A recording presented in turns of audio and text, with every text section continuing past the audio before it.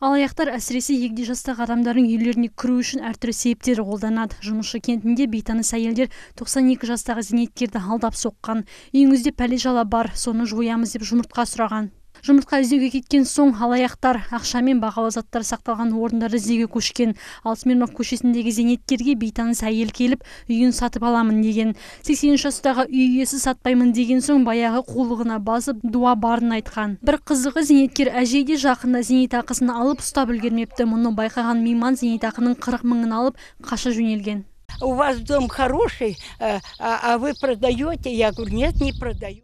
Үйіңіз жақсы екен, сатасыз ба деді. Мен жоқ, сатпаймын деп айттым. Мен сатып аламын деді де ақшаны алып қаша жөнелді. Осылайша мені алдапты. Мен оны жөні түзу адам деп ойлаған едім. Полиция ғана көмектеседі деген оймен жылдам киініп оларды шақыруға кеттім. Көмектесті.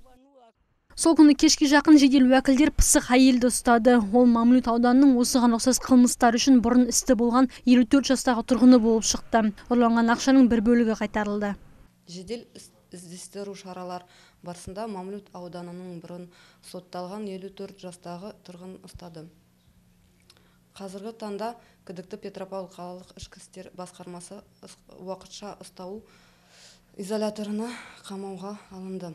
Аталған фактіге қатысты Қазақстан Республикасы қылмыстық кодексі 191 бабы тонау бойынша сотқа дейінгі тергеу әрекеттері басталды. Оның осыған ұқсас қылмыстарға қатыстылығы тексерілуде. Полицейлер осы азаматшаның әрекеттерінен зардап шеккен тұрғындарды кезекші бөлімнің 39-48-07 немесе 102 телефондары арқылы Петропавл қаласының ішкі істер басқармасына хабарласуды сұрайды. Сондай-ақ басқарма қызметкерлері барлық солтүстік қазақстандықтарды көрші тұратын не болмаса жақын қарттарына осындай жағдайлар туралы айтып беруді сұрайды. Алаяқтардың арбауына түсіп қалмас үшін тұрғындар олардың әрекеттерінен хабардар болуы тиіс.